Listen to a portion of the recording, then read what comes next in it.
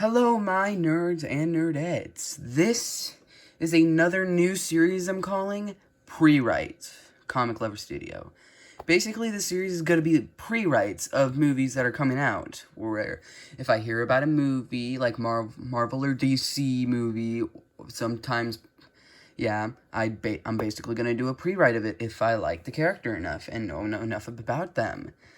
And the first movie, I've decided that the first movie of this new series will be Superman, pre-write for James Gunn's universe. Alright, so the movie would start off with David Cornsweep's Superman and Millie Alcock's Supergirl.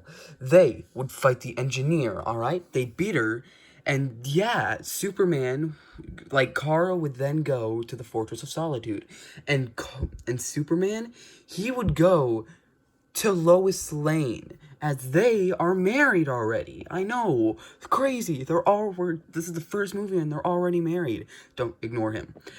But yeah, I decided to do this because we already know that James Gunn's universe is going to already be established. So what would make it the first movie show that it's already established was not only heroes already existing that are going to be shown later, but also having Superman and Lois already be married, which is something that I think no other Superman movie has done yet. Yeah, anyway, Superman would then get a call from someone, and he would tell Lois that the League is calling him. And him and Supergirl would meet up with some people.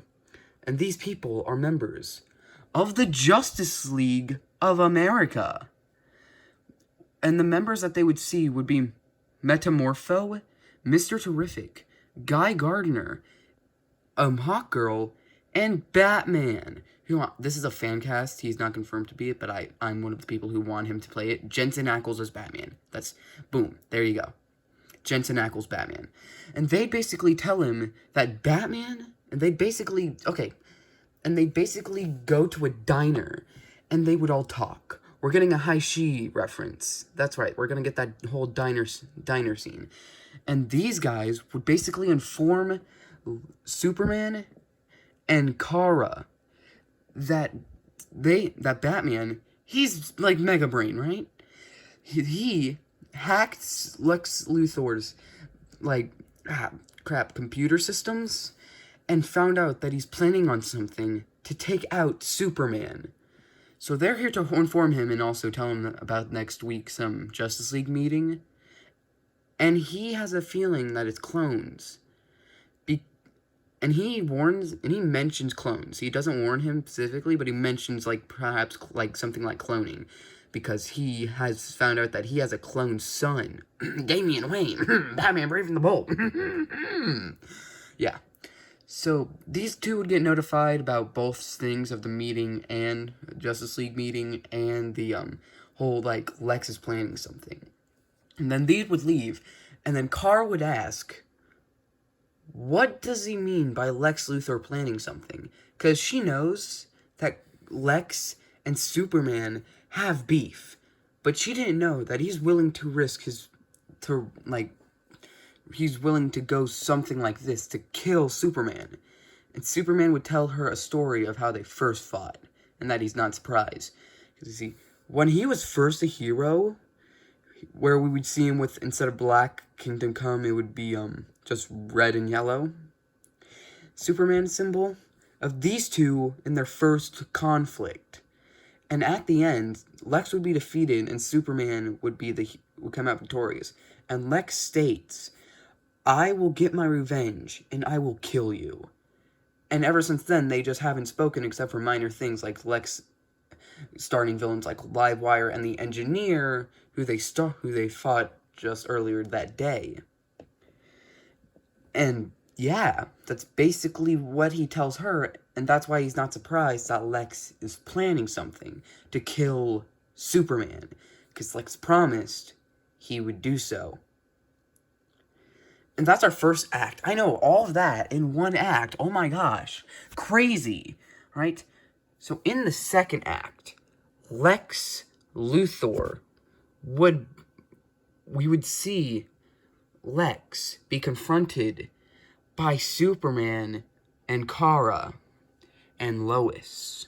They confront him that they know that he's planning something, and that Lex won't get away with it. And they get, like, this whole, like, back and forth speech about who's gonna win, basically.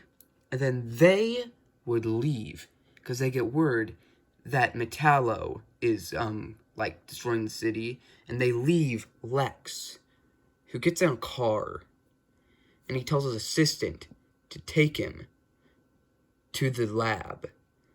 And he goes to the lab. And then we see 3 tubes. And the first 2 is SB01 and B01. And by BZ I mean SB01. SB01 and B01, aka Bizarro and Superboy. That's right, we're getting these 2 in the movie too. Basically, Batman was right. It's a freaking clone. Bro's making clones. And he's doing... But there's another who isn't revealed until the next act, by the way. And you see, these 2... This guy won't be... We'll only see his face until the 3rd act. Well, half last end of Act 2 and beginning of Act 3. We wouldn't see him except for his face in the tube, because there are 3 tubes. Lex is creating 3 clones to kill Superman. He's using this one to make a public image for him and make LexCorp good again, because remember that whole final battle sequence. And Bizarro was just a failed one. Superboy would not know this and would be told that he is a son of Superman. And that would be another, like, subplot. I'm not making it a subplot. It'd basically be me investigating him for the main plot. Superman's son's second plot. And then, Lex has one more try to make a better Superman, to make the final kill. It's not going to be a Superman. He's not going to be super. He's going to be Ultra. And you see, in the second act, we would see Superboy, talk to Lex, and would find out the whole, like, he's a clone of Superman, and he would go back to that lab, and he would free Bizarro and the other clone, who walks out of the chamber with a giant U on his symbol, and it is revealed that Ultraman is a clone of Superman, who is made to be superior and better than Superman.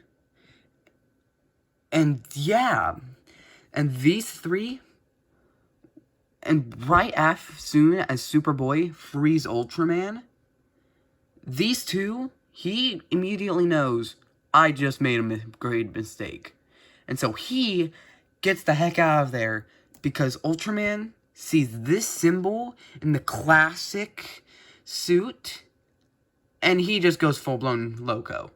He does not have a fully developed brain, but more developed than him. So, like, he's talking, you have the crest of Superman, therefore you must die. And he's just like, me Bizarro, me must kill Superman.